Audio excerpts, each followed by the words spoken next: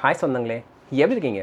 So Wall Street ஜேர்னலில் ஒரு ஆர்டிக்கலை வந்து publish பண்ணியிருக்காங்க. அதில் அவங்க என்ன சொல்கிறாங்கன்னு பார்த்தீங்கன்னா, ட்ரம்ப் அட்மினிஸ்ட்ரேஷன் இப்போ வந்து $100,000 ஃபீஸ் அவங்க வந்து கன்சிடர் பண்ணுறாங்க. யாருக்குன்னு பார்த்தீங்கன்னா, இங்கே காலேஜ் முடிச்சுட்டு அதுக்கப்புறம் ஒர்க் ட்ரை பண்ணுவாங்க இல்லையா, கிராஜுவேஷனுக்கு அப்புறம் அவங்க வந்து $100,000 வந்து கட்டணும் அப்படிங்கிற மாதிரி ஒரு ப்ரப்போசல் கொண்டு வர போகிறதா அந்த ஜேர்னலில் வந்து மென்ஷன் பண்ணியிருக்காங்க. ஸோ அதை பற்றி தான் இந்தியாவில் இருக்க நியூஸ் மீடியா எல்லாமே அதை வந்து பரபரப்பாக பேசிகிட்டு இருக்காங்க. ஸோ இந்த வீடியோவில் இது உண்மையாக வருமா வராதா, இல்லை இது வந்துச்சுன்னா இதனால் என்னென்ன பாதிப்புகள்லாம் இருக்கும் அப்படிங்கிறத பற்றி இந்த வீடியோவில் ஃபுல்லாக பார்க்கலாம்.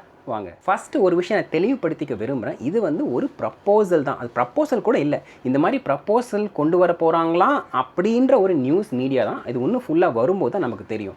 ஆனால் என்கிட்ட நீங்கள் ஆனஸ்ட்டாக கேட்டிங்கன்னா இது வருமா அப்படின்னு கேட்டிங்கன்னா, என்னை பொறுத்த வரைக்கும் இது வரதுக்கான சான்சஸ் ரொம்பவே அதிகம். ஏன் அப்படின்னா, எலெக்ஷனும் கிட்ட வந்து நெருங்கிட்டு இருக்கு. ஸோ இதனால் இந்த நேரத்தில் பொலிட்டிக்கலாக இது வந்து கொஞ்சம் பாயிண்ட்ஸை ஸ்கோர் பண்ணும் அப்படிங்கிறதுக்காக கூட இதை வந்து எலெக்ஷனுக்கு முன்னாடி கொண்டு வரலாம் அப்படிங்கிறது என்னோட ஒப்பீனியன். அண்ட் எனக்கு பொறுத்த வரைக்கும் போன வருஷமும் செப்டம்பர் மாதம் அந்த H1B $100,000 ஃபீஸ் வந்துச்சு பார்த்தீங்களா, அதே மாதிரி கிட்டத்தட்ட அதே டைம் பீரியடில் இது வரும் அப்படிங்கிறது என்னோட வந்து ஆனஸ்ட் டேக். ஆனால் இது உங்களோட ஒப்பீனியன் என்னன்ட்டு உங்களுக்கு மாறுபட்டுச்சுன்னா கமெண்ட் செக்ஷன் சொல்லுங்கள், தெரிஞ்சுக்கலாம். சரி, அந்த ப்ரப்போசல் அவங்க அப்படி என்ன சொல்லியிருக்காங்க அப்படின்னு பார்த்தீங்கன்னா, ஆக்சுவலாக கிராஜுவேஷன் முடிச்சுட்டு ஓபிடிக்கு ஒர்க் பண்ண போவாங்க இல்லையா.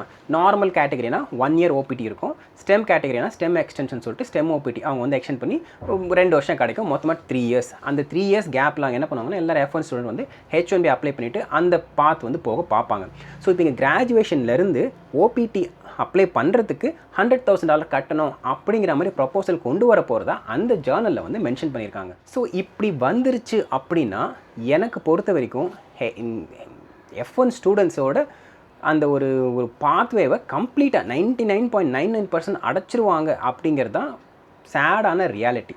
ஆனால் அந்த ப்ரப்போசல் ஃபுல்லாக வந்ததுக்கப்புறம் தான் அது என்ன ஏது அப்படின்னு நமக்கு தெரிய வரும். ஏன்னா எப்பயுமே இந்த மாதிரி வந்து ட்ரம்ப் அட்மினிஸ்ட்ரேஷனில் அவங்க ரூல் கொண்டு வர போகிறாங்கன்னா அவங்களோட ஸ்டைலே எப்படி இருக்குன்னு பார்த்தீங்கன்னா, இது நம்ம வந்து ரிப்பீட்டடாக பார்த்தோம். $100,000 H1B ஃபீஸ் வரும்போதும் பார்த்தோம், அதுக்கப்புறம் அட்ஜஸ்ட்மெண்ட் ஆஃப் ஸ்டேட்டஸ் வரும்போதும் பார்த்தோம். அது ஃபஸ்ட்டு வரும்போது ரொம்ப ட்ரமாட்டிக்கலாக இருக்கும். எல்லாருமே எஃபெக்ட் ஆக போகிறாங்க, எவ்ரி ஒன் இஸ் கான் அப்படிங்கிற மாதிரியான வேர்டிங்ஸ் தான் ஃபஸ்ட்டு பேப்பரில் மீடியாக்கள் எல்லாம் வரும். அங்கே இருக்க அஃபீஷியல்ஸும் அப்படி தான் வந்து சொல்கிற மாதிரி வரும். ஆனால் ஆக்சுவலாக அந்த ஃபைன் பிரிண்ட்டை நீங்கள் படிக்கும்போது தான் அதில் இருக்க அந்த ரெஸ்ட்ரிக்ஷன்ஸ், ஓகே இந்த கேட்டகரியில் இந்த சப் கேட்டகரி மட்டும்தானா அப்படிங்கிற மாதிரி வரும். ஸோ அதனால் இது ஃபுல்லாக வந்ததுக்கப்புறம் தான் நமக்கு தெரிய வரும். இன்றைக்கி இந்த ஸ்டேஜில் இந்த ஒரு ஹெட்லைனை தவிர வேறு எதுவுமே இன்ஃபர்மேஷன்ஸ் அங்கே வந்து மென்ஷன் பண்ணலை. இது வந்து ஒரு இம்பார்ட்டண்ட்டான பாயிண்ட். இப்போ அடுத்த கேள்வி என்ன வரப்போகுதுன்னா, இந்த $100,000 ஃபீஸ் வந்து யார் பே பண்ணணும்? அந்த ஸ்டூடெண்ட் பே பண்ணணுமா, இல்லை அந்த ஸ்டூடெண்ட்டை வந்து ஓபிடியில் எடுக்கிற அந்த கம்பெனி பே பண்ணணுமா?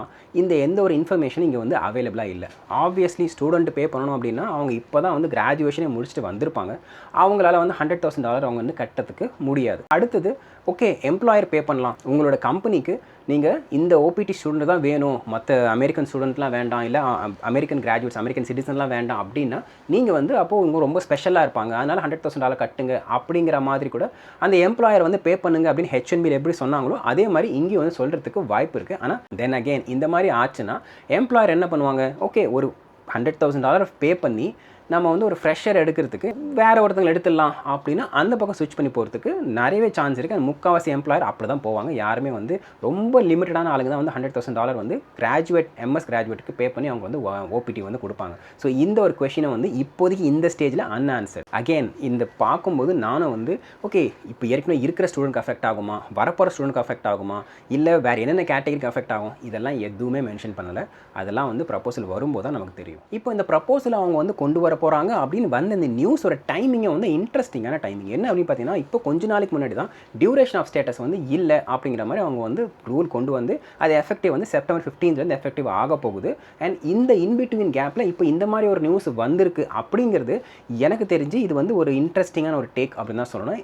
இது முக்கால்வாசி வந்து அந்த டைம் பீரியட்லேயே இதுவும் ஆக்டிவ் அப்படின்னு கொண்டு வரதுக்கான சான்சஸும் வந்து அதிகம். அண்ட் நான் முதல்ல சொன்ன மாதிரி இது வந்து எலெக்ஷன் டைம் அப்படிங்கிறதுனால, இல்லை நாங்கள் முதல்ல H1Bக்கு வந்து நாங்கள் $100,000 ஃபீஸ் எல்லாம் போட்டதெல்லாம் பண்ணோம், அதுக்கப்புறம் அது வந்து இப்போ நிலுவையில் போயிட்டுருக்கு, அப்போது நாங்கள் இப்போ வந்து ஸ்டூடெண்ட்டு கான்சன்ட்ரேட் பண்ணுறோம் அப்படின்னு பாயிண்ட்டை ஸ்கோர் பண்ணுறதுக்காக கூட அது செப்டம்பர் 15 அந்த டைம் பீரியடில் கொண்டு வரதுக்கான வாய்ப்பு வந்து நிறையவே இருக்குது. சரி, இது ஏன் அவங்க இப்போ பண்ணணும் அப்படின்னா, எப்பயுமே H1Bக்கு வந்து ஒரு சில செட் ஆஃப் கன்சர்ன்ஸ் சொசைட்டியில் இருக்கிற மாதிரி ஓபிடிக்கும் வந்து ஒரு செட் ஆஃப் கன்சர்ன்ஸ் வந்து அமெரிக்கன் சொசைட்டியில் இருக்குது. அந்த ஃபீல்டில் இருக்கிறவங்க வந்து அதிகமாக கம்ப்ளைண்ட் பண்ணுற ஒரு விஷயமா இந்த ஓபிடியும் இருக்குது. ஓகே, H1Bயாவது வந்து வருஷத்தில் இத்தனை பேர் தான் எடுக்க முடியும் அப்படின்னு ஒரு லிமிட் இருக்குது. ஆனால் ஓபிடி பார்த்திங்கன்னா எவ்வளோ பேர் கிராஜுவேட் ஆகுறாங்களோ அவ்வளோ பேரும் வந்து அவங்க ஓபிடியில் வருவாங்க. ஸோ இதுதான் வந்து பிக்கஸ்ட் த்ரெட் அப்படிங்கிற மாதிரியான லைன்ஸ் கூட ஒரு சில நியூஸ் மீடியாவில் ப்ளே ஆகிற நம்மளால் வந்து கேட்க முடியுது. ஸோ இந்த மாதிரி சுச்சுவேஷன் இருக்கும்போது அவங்க இதையும் அட்ரஸ் பண்ணுறோம் அப்படிங்கிற மாதிரி தான் இதை வந்து கொண்டு வந்திருப்பாங்க.